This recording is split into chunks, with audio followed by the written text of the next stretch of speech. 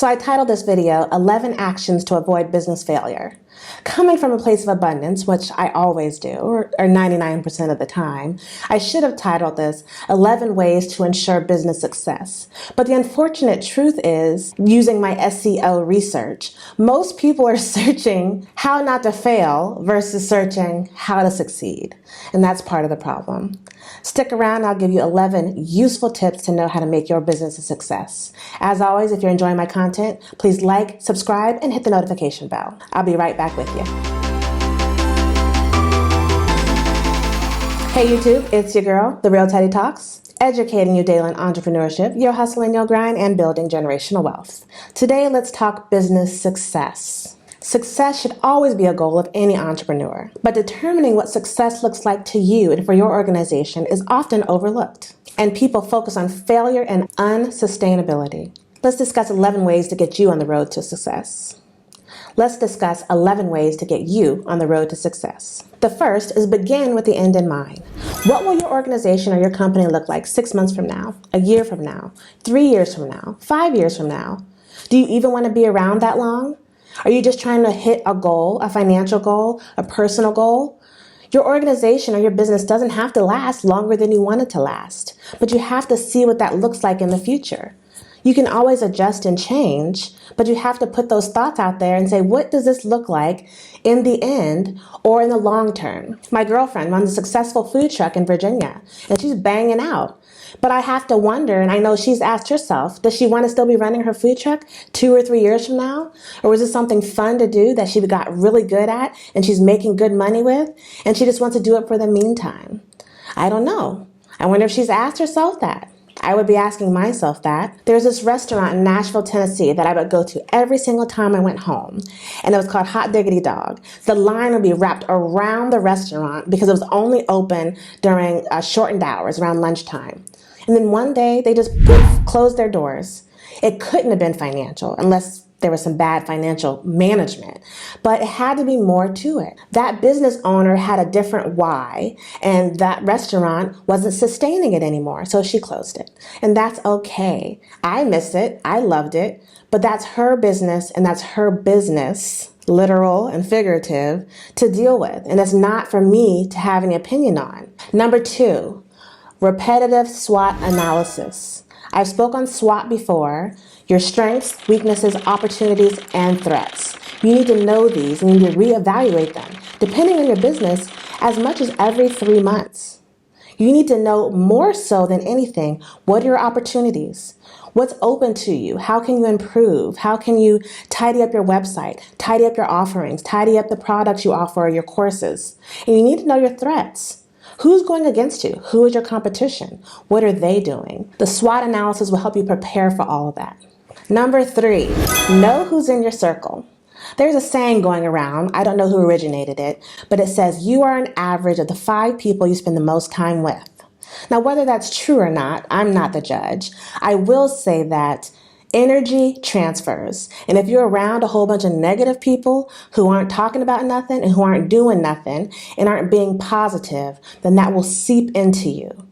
You can take the most positive and optimistic person in the world and put them in a jail cell for 23 hours a day and treat them like crap for the other hour, and you will kill their spirit. You know it when you walk into a room where people have been arguing or there's some tension, and as soon as you open the door, you feel it. You don't know what happened, you don't know what was said, but there's something going on. Just like when you're around negative people. You're in a good mood, you woke up on the right side of the bed, you worked out that morning, you feel good, and then you meet Bob, who's complaining all the damn time. Bob ain't never happy, his back hurt, his knees hurt, he don't like his wife, he don't like his job, and he's round to you all day. And it'll kill your bad mood. So usually what you do to Bob, you say, Bob, I'll talk to you later. And you get up out of there because you don't want his energy to bring you down. So you are judged by the company you keep, and you are formed by the company you keep. Hang around people that are being positive and motivating and talking money and talking business and talking the next big thing and helping you reach your exponential greatness. Don't hang around duds. Number 4, build what you need to reach your goals in order of urgency and importance. Everything isn't urgent and everything isn't important, but that's how you need to build your business. It's urgent to set the foundation for your business. And if you haven't set the foundation, you really don't need to be doing anything else.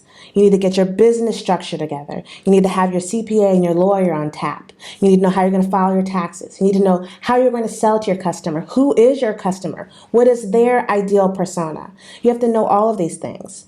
And then you have your importance. Important is your website, your payment methods, your social media pages, getting the word out. All of those things are important as well. And then once you've done your urgent and your important, then you can start working on everything else. But start with what matters, because if you start getting customers and clients and you ain't got nothing to sell them, that doesn't always work out. That leads me to number 5.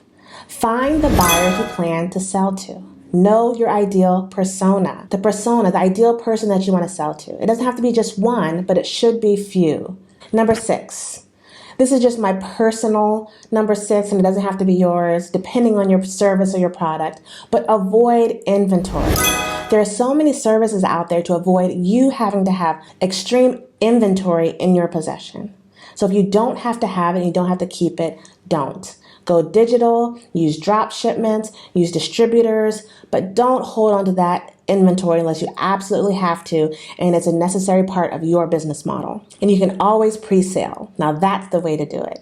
If you get a whole bunch of pre-sale orders, then you create the inventory, then that's a win-win situation. Number 7, know thyself and know thy customer. You have to know your customer, and your customers will love you half as much as you love them. So you want to treat them right, but not to the detriment of your company. Set good standards, have good values, and stand behind your word, and your customers will keep coming along. Number 8, and this is far down the list, I don't know why, but budget, budget, budget. You have to know your cash flow, you have to know your expenses, you have to know how much money you have, how much money you're going to have, and if you run out of money, where you're going to get it from. And if you don't keep track of your money, your business won't last very long. People don't like to talk money in business. I don't know why, but it's a huge, very foundational part of it.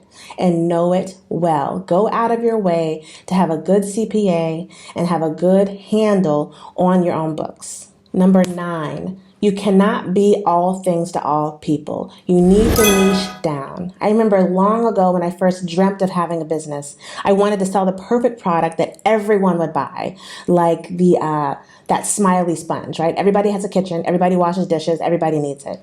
Perfect product, not my idea, and those come few and far between.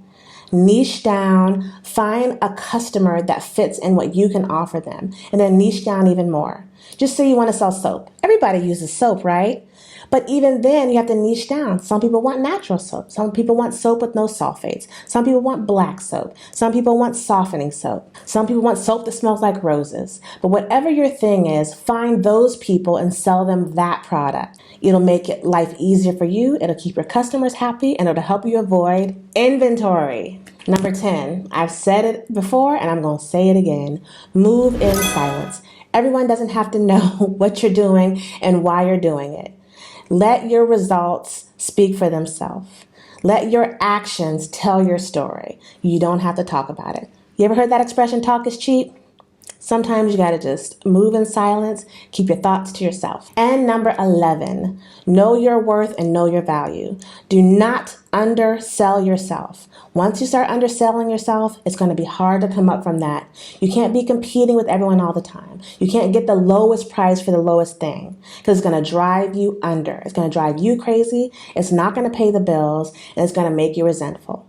So know your price, set it, and go after it. There is no foolproof plan to running a successful business, and there are always going to be things that come up. But use these 11 tricks to help you run a successful business, and I guarantee you'll be around a lot longer than those searching on how to fail. Invest in yourself just 1% a day and reach your exponential greatness. And at the end of the year, you'll have phenomenal results. This is The Real Teddy Talks, signing off.